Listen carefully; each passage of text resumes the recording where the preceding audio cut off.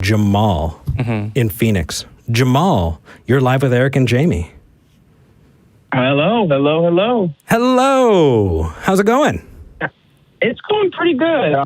I just got to say thank you guys so much. I've been listening to this show ever since you guys came on. I listened to the Atheist Experience first, and I listened to that on YouTube for a very long time. A very, very, very long time. And I never had the balls to call in because I feel like Matt would demolish me. But we're much more low caliber, right? So I was going to say we're less of a threat. He can take us on. Yes. Yeah. No, I don't think it's anything like taking you guys on, but I just felt like Matt would literally make me walk away crying or something. We don't want to do that to you. But let's get to what you want to talk about. What would you like to talk about? I kind of wanted to talk about just like simple things like why somebody would believe, because I still am a Christian. Mm-hmm. I definitely would say the reason why I'm still a Christian is because I was raised in the church and I see so many good things. And I guess I can say that I see prayers get answered. And I wanted to talk about if that's just like do you have any sort of explanation about why some prayers get answered and some don't? Or do you feel like that's just all random, or do you just feel like it? It depends on the prayer. So I'm sure there are a lot of people that prayed to win the lottery that didn't. And it's quite possible that the lottery winner did pray. So in that hypothetical, one prayer was answered and many weren't. And the reason that happened is because there's only the odds of winning the lottery are low. People pray and hope and wish for lots of things. And sometimes those things that they wish for happen and sometimes they don't. And that's what we call prayer. Gotcha. It's more than that. It's also counting the hits and ignoring the misses, right? There are people who pray for their favorite sports team every weekend, and you have to know that's bullshit, right, Jamal? Like, I mean, we can start agreeing with that. Yeah. Okay. No, okay. I definitely can agree with that. So if you go from there, right, if you were to plot out people's prayers and find out whether or not those prayers came true or not, you would see that graph look like what we would expect random results to look like. The deity gets lost in that margin. There's just not enough data to support the existence of a interventionary God. And on top of that, you actually also said that you saw so many good things. If a group does good things, does that mean that their beliefs are true? Absolutely not. Okay. Absolutely not. I mean, I guess you can say I'm a rational Christian. I do understand the possibility of good things happening within many groups. I know the atheists, I'm not even sure if you can call that a group, but many atheists do many, many good things. I know that many Christians do many good things and bad things. I know many Muslims do many good things and bad things.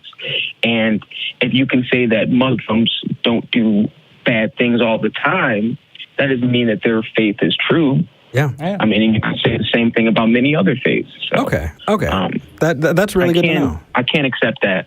Yeah. So the first reason that you brought up was prayer being answered. Is that primarily why you're a Christian?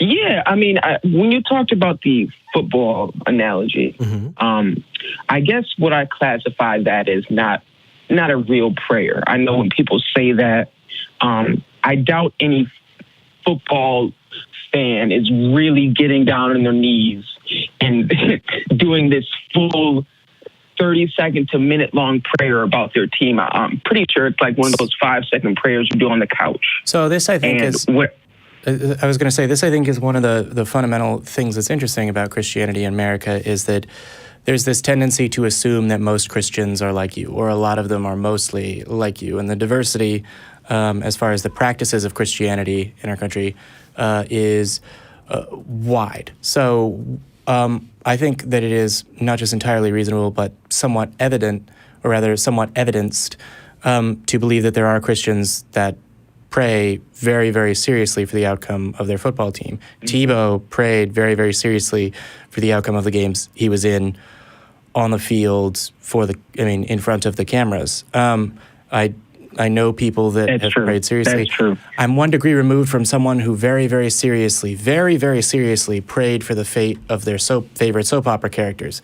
So varieties of people pray for a variety of things.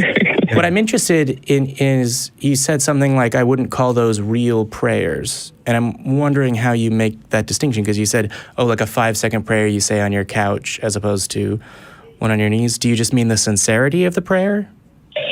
I guess you can say the sincerity. I do have personal experience with the different sincerities of prayers. I think prayer is like many, many things. You can be very serious about it. You can be kind of throwing them out haphazardly. You can just do a 1-second prayer. Okay, hopefully that guy doesn't hit me. You know what I mean? In a car or something like that, or maybe in a fight. But the reason why I say I do have personal experience, and I'm not sure if this is just a load of crap or not, but when I was 14 years old, if you don't mind me telling this quick story, tell as quick as possible. My father needed a kidney, and he needed a kidney for a very long time. He was under dialysis. He was very, very sick, and everybody in my family and the church prayed for him a lot. And that's why I kind of bring up the sincerity of prayer, because he eventually did get his kidney, and he still is alive and well today. So, I'm happy to hear that about your father, but here's my question. If the reason that you believe, or one of the things that you use as a reason to believe that a God exists, is that there was a person who was ill, that was prayed for, that later got better. I'm happy to hear that your father is better, but if you saw a person who was ill, who was prayed for, who died of that illness, would that be evidence against the efficacy of prayer? Technically, yes. So when you say technically yes, why is that not the same kind of yes? Right? Like if you're trying to figure out whether prayer works, and you say, well, here's something that people are praying for, and it happened, check, that's a hit. And if you say, here's something that people are praying for, it didn't happen, X, that's a miss. If you're counting the hits and ignoring the misses, then every TV psychic you've ever seen is effectively divine. Because that's a very good way that they do that. It's a point that Eric brought up. I mean, I really want to try and get you to examine this. Why would you only count some of the evidence instead of all of the evidence that's reliable? I guess this is kind of where the argument falls apart. Yeah, you got the rational mind that sees that, and they analyze all the data. And when you analyze the prayers that happen and don't happen, there's no way you can call them effective. But I guess you can. The thing that I'm holding on to, and the reason why I'd still say that I believe in prayer in general. Can I offer something up to you, Jamal? Of course. Okay. So you're saying that your father got a kidney, right? I'm assuming that he did not miraculously not need a kidney anymore. No. And that he relied on people, science, humans, to make that happen. Yes. Right. You know that people get kidneys replaced every day, right? Every single day, yeah. Yeah, while it's wonderful that it happened, and I agree with Jamie that we're glad that it did happen, it's also not a miracle. It's something that happens every day, right? And on top of that, really, if you take the framework of the Christian, generic kind of religion and overlay that, it starts looking actually worse, because what you would have is you'd have a God that fucked up your dad's kidney in the first place. Kidneys in the first place. Oh, I don't want to think about that.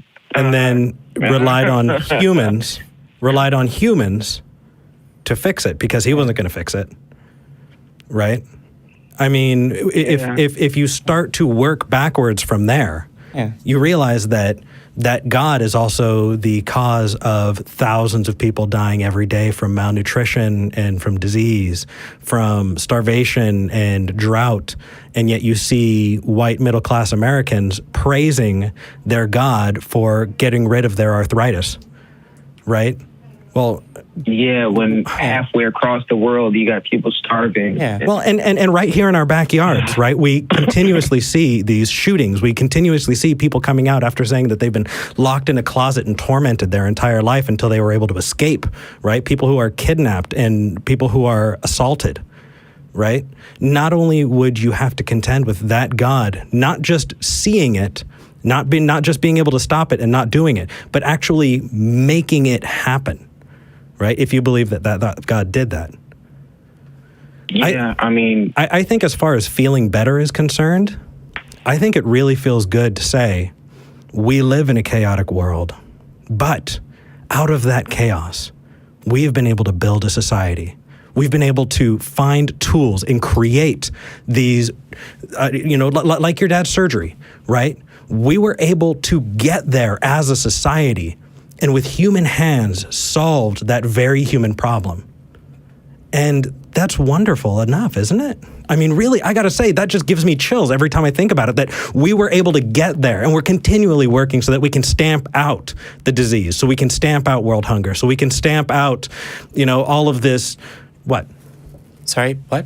So we can...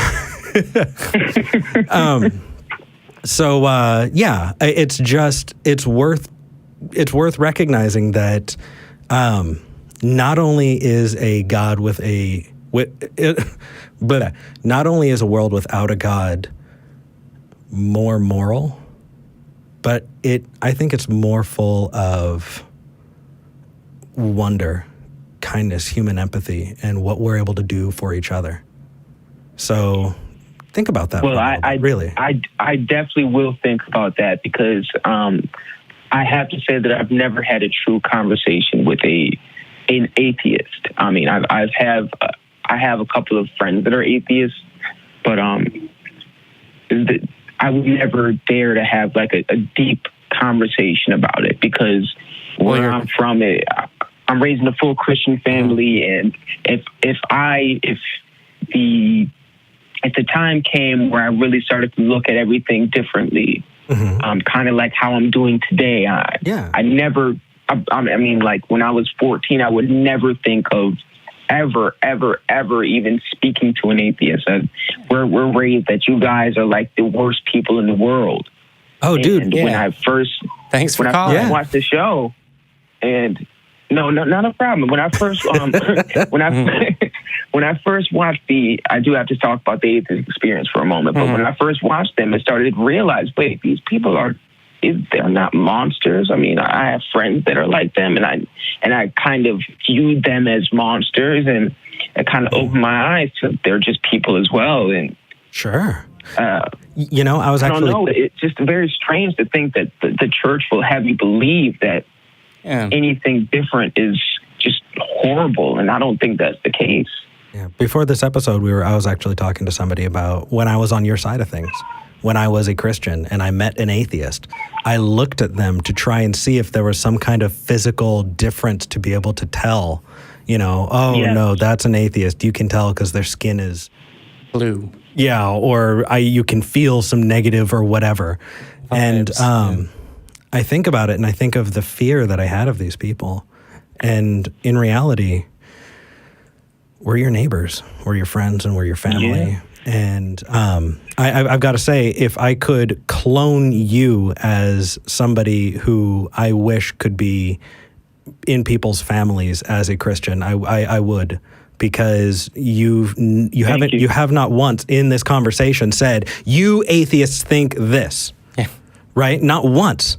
Not once have we brought things up and you went, no, that's not a true Christian. You started to follow into the not true prayer, but if you've watched this, I'm sure you've heard of the no true Scotsman argument, right? The no true Scotsman being, well, this is, but this isn't. And it's refreshing when we see somebody who goes, you know what?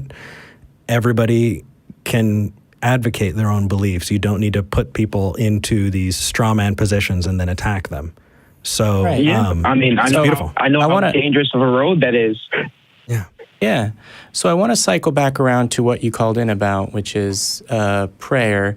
I'm doing my best to remember exactly where we were in that conversation, but I was trying to get you to explain why you counted some prayers as evidence of prayer and not others.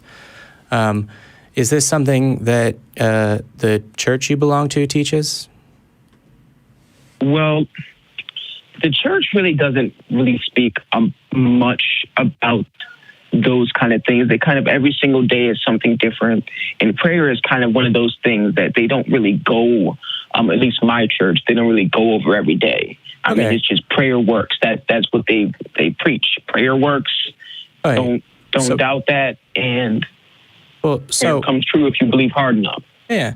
So there's something to be said here, which is that I think you can agree that there are people that pray.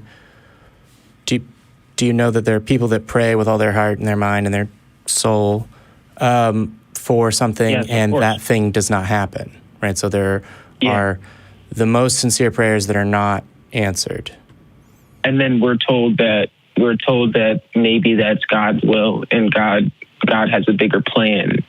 It's kind of, so I can see it now as being kind of like a scapegoat. Yeah. If prayers don't happen, I mean, it's just saying. I got this battle in my own mind that I can see the rational side and the Christian side now. I wasn't able to do that before starting to watch these kind of shows. Yeah. But I guess that's what they'd say after. It's God's plan, and if prayer doesn't come true, it's because God has a different plan, and it's His will. Yeah. So let me put it to you this way, and I think you've said you're starting to see this as a rational case. If there's a group of people and they believe that sacrificing a chicken is more likely to appease, the spirits of nature, we'll say, and you ask them why they believe that the spirits of nature are there and care about them, and they say, well, because when we sacrifice a chicken, good things happen to us, the things that we ask for. And you point out to them that sometimes they sacrifice a chicken and good things don't happen. Sometimes they sacrifice a chicken, good things do happen. And sometimes good things or bad things happen to them with or without the chicken. So at that point, to this hypothetical, chicken sacrificing situation, what would you think about whether or not that was sufficient evidence to believe that the spirits of nature respond to dead chickens? I mean, you would have to say that they have no answer, and sacrificing a chicken doesn't really matter. I mean, good things, that has nothing to do with anything. That's what you'd come to that conclusion. So now let's substitute in prayer for chicken. If you have a group of people that pray and they say, well, we believe that there is a God that answers our prayer because when we pray, good things happen. And you point out to them that, well, sometimes when they pray, good things don't happen. And sometimes when they pray, good things do happen. And sometimes even when they're not praying, good things and bad things happen. And what would you say to that group of people that said that their prayers were being answered? I'm trying not to state it too bluntly, but what's the difference? I guess you would have to say that prayer really doesn't have much to do with it. Right.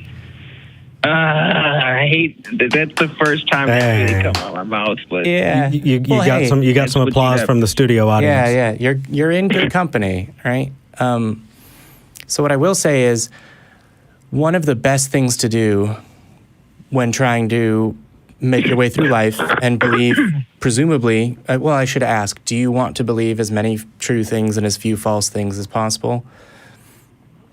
Most definitely. Right. Yeah. So one of the steps that I would suggest along that way is to learn more about human biases, because we all have them, right? And I don't just mean against other people. I mean biases as far as how we afford belief, right? And so one of the things that bias and all that kind of stuff. And one of the things that you've said that is actually a stronger bias than confirmation bias is the bias towards what we want to have be true, right? I want there to be a good thing.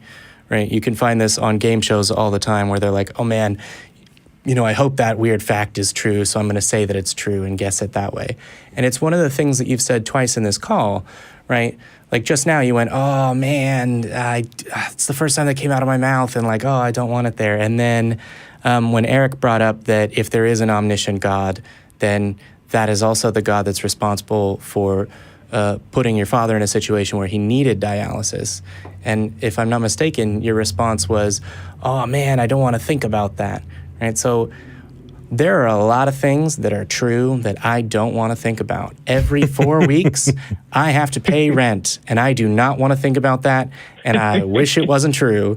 But at the end of the day, if I operate along the beliefs of believing what I want to be true is true, then I get evicted, right? The example that I'm giving is very, very cogent, has immediate repercussions, but if I engage in that pattern of thinking for one question, I'm more likely to engage in that same pattern of thinking for the next question. It's my mind learning how I come to conclusions and using the same models to find a truth in one situation and the next. So if you're seeking to believe as many true things and as few false things as possible, and you're coming to, the realization that, well, if I look at this from a logical perspective, what's prayer got to do with it? Then I would say maybe take a little bit of time and think about what conclusion you should come to about prayer. I agree. I definitely agree. I mean, everything you said, it's just rooted in basic logic. I mean, A can't be A, and if something, it's a very when I take a step back and look at the whole picture about what I just said about prayer. I mean, that argument really it's very difficult to say that prayer is real. It's very, very difficult. It is. And I mean, here's the thing. If you come to that conclusion, the world's not going to end. You're not going to stop being a good person. And you're still going to love the people that you love.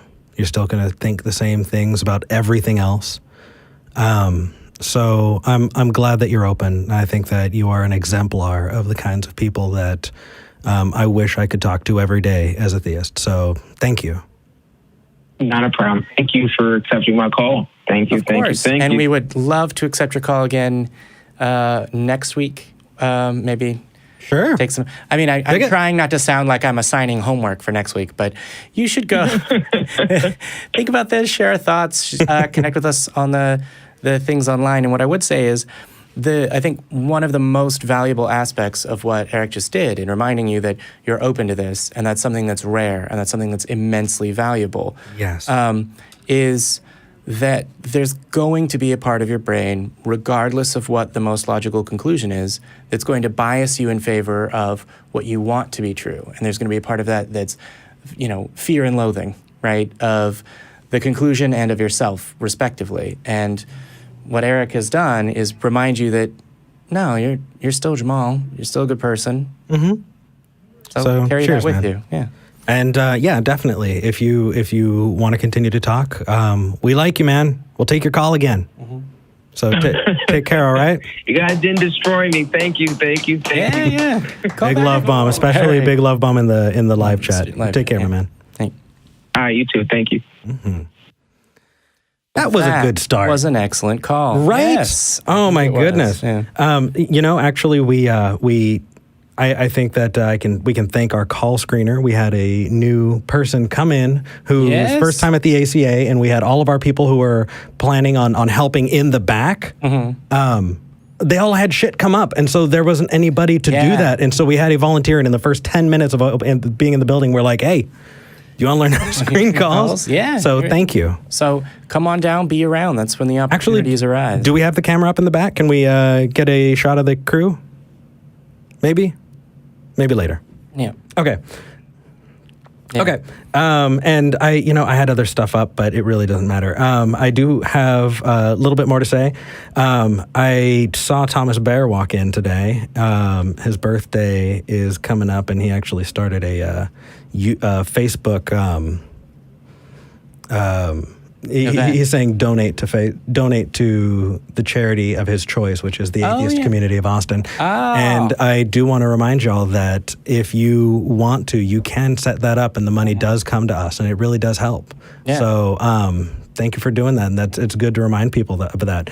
I also want to say that I know that I've been gone for a while, but I was on an AMA this week. Really? Yes. Where were you on an AMA this I was week? on our Reddit. If you're not there, talkheathen.com, or not talk, what am I doing? Reddit.com/r/talkheathen. Geez, I'm dusty. It has been a while. But you know what? Do you know the kind of caliber that we've had for AMAs on our Reddits? Did you know that we had Nick Fantastic. Fish, the president of American Atheists? Did you know that we had Shelley Siegel? Shelley Siegel? Who's the answer is musician? yes, but oh my god, who did the score for the Atheist Experience? We've had her. We've had Genetically Modified Skeptic. We've had me. We've had Claire. We've had Anthony Magnabosco. Yeah. I mean, it's just fantastic. So if you haven't checked it out, do check it out. I loved it. I was answering questions. We did it for 3 hours, and I was typing furiously for 3 hours. Yeah. It was amazing. I can't wait to do that again, if we do that again. Yeah, and it won't be too long until I do one there as well. So you know that I'm looking at our top 5 patrons, and 2 out of the 5 have $10 an episode donations. really, Yeah. they must be better, more intelligent, sexier people than everyone else in the world. We absolutely love all of you. But if you want to get your name, mentioned in the middle of this episode, you still have time.